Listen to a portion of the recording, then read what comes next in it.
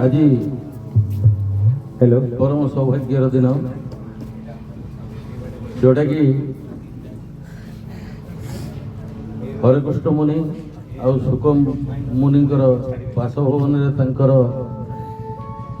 जो शाशु शशुर 11तम श्राद्ध वार्षिकी अवसर में सभापतित्व करुवा सभापति महोदय मंचासीन जोगाचार्य दामोदर मुनि जोगाचार्य दशरथ मुनि योगी कमलकांत मुनि भालबसारू आसी आमर योगी गंगाधर मुनि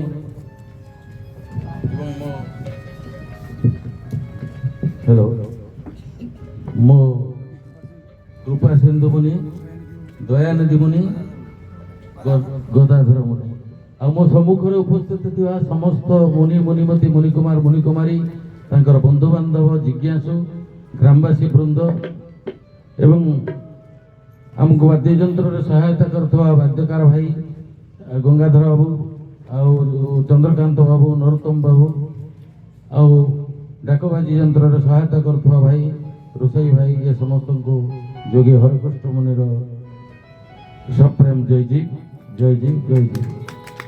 सर्वोपरि मंच परिचालना करथवा मुनिराज त्रिलोचन मुनि को बहुत धन्यवाद दूची।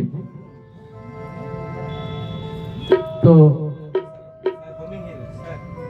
आमे मुनि समाज बोली गोटे समाज अच्छी ये कथा आमे बहु पूर्व जानीचु कि भी जानी नथियो। तो एते समाज थाउ थाउ मुनि समाज कहीं है तो अनेक धर्म संस्था संसार रे अछंती। तो सद्गुरुदेव शिवमुनि जेतेबेले संसार को आसिले तो सेतेबेले से सब को लक्ष्य कले जेते सब धर्म संस्था अछंती तांको सब लक्ष्य कले तर्जमा करि सारला परे से देखिले मनीष मानक भितरे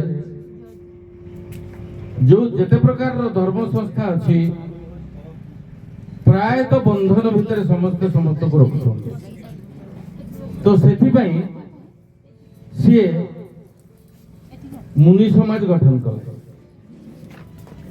तो मुनि समाज जो गठन कले तो तांको से प्रथम समाज गठन करू नथिले किंतु अनेक बाध्यबाधकता परे तीर्थराज मुनि योगाचार्य तीर्थराज मुनि तांको कहले जदि आपण कोनोसी संस्था गठन न करिवे तो ये आपण को सिद्धांत को प्रचार करिवो किए सिद्धांत रहिबो केमती। तो समस्तंकर चापरे पड़ी बा चाप हो जावी हो से गठन कले मुनि समाज एवं ना जेतेबेले देवा को पड़िला तो सेतेबेले से नाम नामकरण कले अखिल भूमंडलीय सर्वशिरोमणि मुनि समाज। तो ये समाज चलवा परे आपणकर ये जो दिल्ली रे जो थिले हमर जने योगी ताको नाटा होची सत्यपाल मुनि मध्य शिवमुनि को संगे जाउ थांता। तो सत्यपाल मुनि जेतले शिवमुनि को संगे जाउ थांती थरे शिवमुनि ताको प्रश्न पचारले अच्छा सत्यपाल जी जे मु से हिंदी रे पचारुछंती मैं किस लिए क्या प्रचार कर रहा हूं क्यों प्रचार कर रहा हूं मु कहीं की प्रचार करूची और कौन प्रचार करूची। तो सत्यपाल मुनि तांको सुंदर भाव में उत्तर देइथिले जे प्रत्येक मनुष्य भितर लुचि रहितिवा मानसिक व्याधि रु मुक्ति दउछंती आउ जे सुंदर बा सूक्ष्म स्तर रे मनुष्य केमती का शांति रे रही परिबो से बाबद रे आपण बाटा देखौ छथि कहले नहीं वो नहीं आदमी का अंदर जो काल्पनिक ईश्वर बैठा है ये ईश्वर को निकालने के लिए मैं आया हूं। ये जो हर मानव के अंदर बा सबु मनुष्य मस्तिष्क रे जो काल्पनिक ईश्वर बसी ଜନ୍ମ ଜନ୍ମରୁ ଧାରଣା ଉପରେ ତ ତାକୁ ହିଁ ମୁଁ ବାହାର କରିବାକୁ ଆସିଛି। এই প্রকার সে উত্তর ଦେଇଥିଲେ এবং ସିଏ ପତଞ୍ଜଳିଙ୍କର ଯୋଗ ଦର୍ଶନ ଶାସ୍ତ୍ରକୁ ଲୋକ ସମ୍ମୁଖ କରିବା ପାଇଁ ପ୍ରତ୍ୟେକ ଗାର୍ହସ୍ଥ ମାନଙ୍କ ପାଖରେ ଆଣିକିରି ପହଞ୍ଚେଇଛନ୍ତି। ତତ୍ ସହିତ ବେଦାନ୍ତ ଦର୍ଶନକୁ ମଧ୍ୟ ତା ସାଙ୍ଗରେ ଯୋଡ଼ିଛନ୍ତି।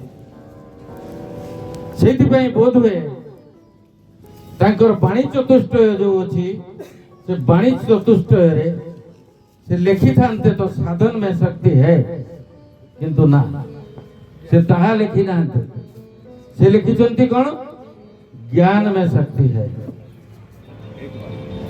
ତ ଏଇଠୁ ସ୍ପଷ୍ଟ ଭାବରେ ଅନୁମୟ ହଉଛି ଯେ ସେ ବେଦାନ୍ତ ଉପରେ ମଧ୍ୟ ଗୁରୁତ୍ୱ ଦେଇଛନ୍ତି। ତ ଆସନ୍ତୁ, ତ ଆମେ मुनि समाज जो योग शिक्षक पाखु आम योग दीक्षा ग्रहण कर आमको से जो चक्रभेदन क्रिया बतई तार तो गभीरतम रहस्य रही चक्रभेदन, तो ताकू आम दैनंदिन करुचु। किंतु मुनि समाज जो सिद्धांत जीवाद्वैतवाद बा जीवन मुक्ति ताहा आमको प्राप्त हेलानी तो प्रश्न जदि ताहा प्राप्त हेई न थाए तेबे निरंतर साधना स्वाध्याय और सत्संग ये तीनटा को आपणे नेबे जे कहीं न साधना स्वाध्याय सत्संग घेनी, साधना स्वाध्याय सत्संग घेनी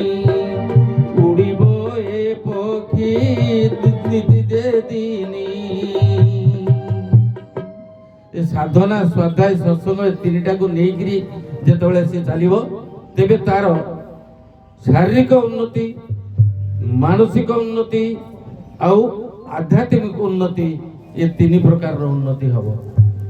किंतु आमे जो बंचीचु मनीष होची गोटे विचारशील प्राणी, तेणु मनोमय प्राणी विचारशील प्राणी। तो आमे जो बंचीचु केमिति बंचीचु तार ऊपर मो सम्यक आलोचना करी। तो मनीष दी प्रकार बंचे, गोटे हूँ बाहर बंचे जहाँ दृश्यमान हुए से को सत्य बोली भावी ता जीवन धारण करे। से तीनोटी अवस्था भोग करे। से तीनोटी अवस्था कौन भोग करे? दैनंदिन प्राय समस्ते ज्ञानी भी अज्ञानी भी। से तीनोटी अवस्था कौन ना जागृत, स्वप्न, सुसुप्ति ये तीनटा अवस्था। जड़े मते क्वेश्चन करते कहली मुझे संसार जेते प्रकार सुविधा सुख स्वाच्छंद्य सबू आपन को जोगे दिया जो, किंतु आपण जो जागृत अवस्था रोचंती ये जागृत अवस्था सब बेले रही परिवे तो रही हड़बड़े राति 10 हेला को आपन को बिछना दरकार हो। आपण जीवे कोठी की निद्रा को जेतबेले तद्रा अवस्था हबो सेतबेले आपण स्वप्न देखुचंती। स्वप्न देखिला बेले स्वप्न को सत्य बोली अनुमान करूचंती बा अनुभव करूचंती। जेतबेले जागृत को आचंती जेटा मिछ होई जाउची। तो जेतबेले गाढ़ निदरे सोई जाउचंती सेतबेले किछि जानि परनांती। सेतबे शिवमुनि तांकर सुंदर भाबरे सत्य सुंदर स्वतंत्र विचार लेखचंती। मनुष्य तीनटा अवस्था रे ऐकांतिक शांति लाभ करे। गोटे होची केतबेले ना गाढ़ निदरे सोईला बेले सेतबेले ता भितरे पाप पुण्यर विचार न थाए, कोनोस प्रकार भावना ही न थाए। कारण जेतबेले सुसुप्ति गाढ़ निद को जाए तो सेतबेले ता पाखरु आपनकर मनोमय कोश आउ विज्ञानमय कोश अंतर हो जाए। आउ अन्य कोश गुड़ा था प्राणमय कोश थाए। केमिति थाए ना जेतबेले सोई जाइथिबा लोक श्वास ग्रहण करे। श्वास नौची माने प्राण अछि, आ प्राण अछि माने मु अछि। तो तबे ए दीटा कोश जो अंतर हे गला सेठु से जगत को प्रतीति भाव में देखि पारुना। ता आगे आउ जगत प्रतीति हो नहीं केवल मनमय कोश आ ये विज्ञानमय कोश जो प्रेजेंट हो जाग्रत हो किंतु अन्य कोश ये आपणकर अन्नमय कोश भी अच्छी जमीका आप देखु अन्नमय कोश ए शरीर ये अन्नमय कोश जो शरीर आपणकर धान धानटा को आप जो खेत आणुंट रखिले 2 वर्ष रही असुविधा किसी ना किंतु धान जो चाउल खोलीदेवे ताले से वर्षे भितर कौन प्रकार टाण टुणी रखिपारे अच्छा से चाउल जदि भात तैयारी करदेवे से केते दिन रहियो दिन को नष्ट हो ये अन्नमय कोश ये अन्न ये शरीर पड़ी तेणु ठीक से भाया जिते आप स्वप्न को जाऊँच से मनमय कोश अच्छी एवं विज्ञानमय कोश भी अच्छी आनंदमय कोश अच्छी केवल आपणकर अन्नमय कोश ना कारण से आउ गोटे शरीर आपण पाखे अच्छे स्वप्न शरीर आपण सृष्टि कर बुद्धि ही सृष्टि कर दिए अनेक लोक भावती किंबुत किमाकार चिंता करती मु स्वप्न देखिली अमुकी देवता अमुकी देवी सब आपण कल्पना से तो भागवत कही कौन कल्पना मुखे काल थाई प्राणिता अवश्य गुंजई ये कल्पना आपण कल्पना सत्य नुहे काल्पनिक नाटक सत्य ना तेणु कल्पना मूल ही काल आप जहाँ भावी बुद्धि रे ताहा ही आपन को स्वप्न रे प्रतिभाषित है ये जो जाग्रत अवस्था रे आमे रहिलु ये जाग्रत अवस्था मध्य एटा बेहुसी पूर्वक जाग्रत केते जण आपन होश रे अछंती आपन रूप रे अछंती किंतु स्वरूप रे नाहंती स्वरूप रे जतबेले रही जाग्रत रे रहिबे सेतबेले आपनकर होश पूर्वक जाग्रत कारण सिमुनि सेई कथा कहिसंती जे तो स्वरूप को तू जा जेते पर्यंत स्वरूप को न जानिचु सेति पई योग शास्त्र जतबेले आमे योग रे एडमिशन हेलु पतंजल योग सूत्र अनुसार ता परवर्ती क्षेत्र आछि निद्रा गाढ़ निद से प्राय समस्त को पचारतु समस्ते कहे जे निद्रा आम कि जानी पार किंतु योगशास्त्र अन्य प्रकार प्रमाण करते आप स्वप्न देखुले स्वप्न प्रतिभाषित होता आपण आगे आपण जिते धरतु आपणकर बेमार हो गला पड़गले भांगीगला हाड़ तो स्वप्न तो आपन को डाक्तरखाना निया ना आपन जगै दिया केटा गले हेबे आपन जगै दिया जागृत कर दिया ताहले आपन जानिबे एटा मिछ कथा मोर भाग्य नथिला ठीक सेही भलिया आपन जागृत रे जतबेले पळी आसिले जागृत को पळी आसिले पर ताको मिछ बोली मन कले तापर जतबेले आपन गाडी निद को चल जाउचंती सेतल को मु कि जानि किंतु पतंजल महर्षि कहउचंती जे निद्रा को से निद्राटा की जिनस आपनकर समाधिपाद सूत्र नंबर 10 बुझी पाले कौन कही से निद्रा को के प्रकार से बुझे कौन अभाव प्रत्यय अवलंबना वृत्ति निद्रा अर्थ अभाव जहाँ शून्यता किसी न था अभाव था अच्छा प्रत्यय ज्ञान प्रत्यय अर्थ प्रत्यक्ष ज्ञान अच्छा अवलंबन आधार अच्छा वृत्ति होची मनर गति अच्छा निद्रा होची निद तार अर्थ कौन निद्रा होची मनर सेही वृत्ति जहा ज्ञानर अभाव आधार करके घटी थाए निद्रा होची एक सेही वृत्ति जहा ज्ञान बा होश आपण भीतर होश थाइनी ना बेहोशी पूर्वक आपण थांती ज्ञान न थाए आ समाधि कौन आपण जेतले ध्यान अवस्था को जिवे साधनार गभीरतम प्रदेश को जिवे तो सेतबेले आपण को निद्रा आ समाधि रो प्रकार भेद बुझा पड़े। तो जेते पर्यंत निद्रा एवं समाधि प्रकार भेद बुझी ना अनेक मुनि अच्छा सार आम चक्रभेदन कर सारा निद हो बड़ बाधक निद्रा बहुत बाधक। तेणु से आपणकर विभिन्न प्रकार नियम दिखाई आपको जोगर अनुशासन दिखाई से अनुशासन जदि धीरे धीरे गति करेंगे तेरे जाकि आप निद्रा और समाधि भितर जो पार्थक्य अच्छी बुझीपारे जेते पर्यंत मनीष स्वरूपस्थ होना तेणु गभीर ध्यान को जदि जाइए तबे ए निद्रार पार्थक्य को आप बुझे। तेणु मैं बेसी समय नेबिनी खाली गोटे सूत्र आपण आगे वर्णना कली मु गोटे कथा आपण को आगे रखिया को चाहूँगी। आपण माने मुनि समाज एडमिशन बहुत दिन रही आप निजी को प्रश्न पचारे पतंजलि को योगसूत्र आप केतरा जान कहीं जानी ना तार कारण कौन से धन्यवाद देवी ये योगाचार्य दशरथ मुनि को से गोटे रिवोल्यूशन सृष्टि करर्तमान मुनि समाज जोड़े प्रत्येक योग शिक्षक सचेतन है कहीं ना जहा जहा को से एडमिशन करेंगे जे प्रकृत मुनिर ज्ञान को ताको देवे खाली चक्रभेदन दे देकरी आउ ये सुभावना दे देकरी छाड़ी दउचंती ना तार कल्याण होची ना जगतर कल्याण होची काहारी कल्याण हो नाही।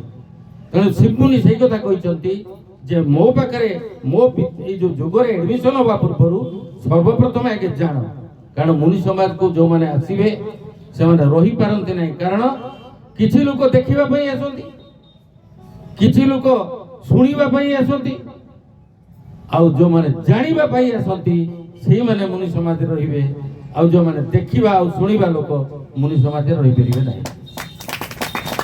ये हूँ तात्पर्य। तेणु शेष अनेक तो वक्ता अच्छा बेसी समय दबा आज ये सार को तेणु मो विशेष किसी कहूनी सभा शेष मु अनुरोध करी आज राढ़ योग आश्रम आसी फूलमणि बाछिनी से मंच पाखक आसवे मुझे अनुरोध करुँच राढ़ आसी योग शिक्षिका फूलमणि बाछी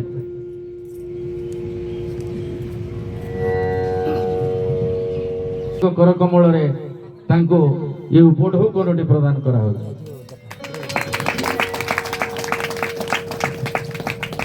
आउ उतुलारे थिबा जो आपण अन्नपूर्णा पंडा योग शिक्षिका सी मध्य किसी एडमिशन करथिले एवं तांकर जो उपढौकन मु आंकरी हाथ में देवी सी आज प्रेजेंट नहांती तेणु ये उपढौकनटी से अन्नपूर्णा पंडा को प्रदान करें।